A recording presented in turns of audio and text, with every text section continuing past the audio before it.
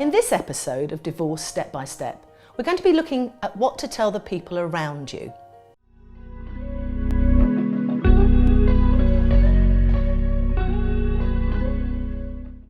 So here's a letter that someone wrote to me about what to tell her employer, because she was very anxious that her employers didn't think that she wasn't up to the job, that she was going to be taking time off, that she was going to be stressed and not as productive. And this is one of the letters that Claire wrote to me recently about telling her boss. My job is pretty intense and stressful. My boss is a good guy. I think my performance is okay, but I'm hanging on by my fingertips at times. Emotions are very close to the surface, and I think that my work is a bit uneven at times. Sometimes I'm a demon and I'm really productive. Other times I stare stupidly into space, procrastinate and surf the internet randomly. Sometimes I'm very distracted and I'm thinking about my marriage troubles and my impending divorce. I need to keep my job, obviously. And work is actually good for me all this time because it keeps me busy and I enjoy being challenged at work. And I can just go on day to day focusing on the work rather than on my problems at home and trying to solve them. During those busy, intense days, I sometimes realise I haven't thought about my husband or about our estranged problems all day, and that's a good thing. And my work is the good part of my life at the moment. I need to keep it, and it keeps me confident, it keeps me sharp, it keeps me focused, and it keeps me productive.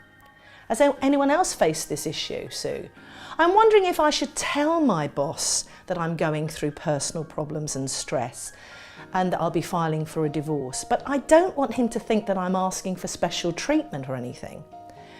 I just think maybe he should know that if sometimes I'm a bit stressed or I appear a bit troubled, and I want him to know that I'm still very committed to my job and I'm trying very hard not to let personal issues affect my performance.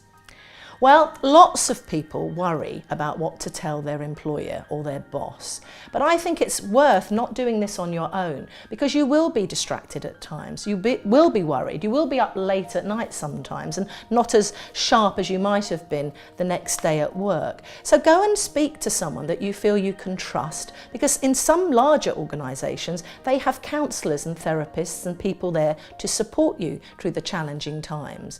And also work is a very important part of going through this process because it's usually a place where you feel confident and assertive and know that you can do a good job. And when your self-esteem is taking a bit of a bashing through some of the processes that you might be experiencing, going to court, negotiating, co-parenting issues, then work gives you that stability. It also gives you financial confidence too.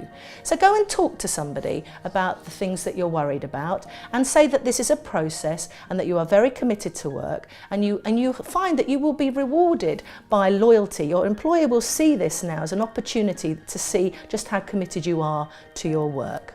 So I hope that helps, and I hope you feel confident enough to go and speak to someone. Don't do this on your own. The thing with friends is they're fantastic, but you tend to go round in circles, and if you drink bottles of wine you tend to go round and join the pity party or the slagging the ex off, which isn't very productive or helpful. So I know, particularly if you're British, you don't like to ask for help, but I think it's a very good idea to reach out for some support. It's not a sign of weakness. I actually think it's a sign of strength to say, you know what, I'm not coping too well with this at the moment, but give me time, I will come through it and I'll show you that I'm, even better and even stronger. Look out for more Divorce Step by Step videos when we'll go into even more detail.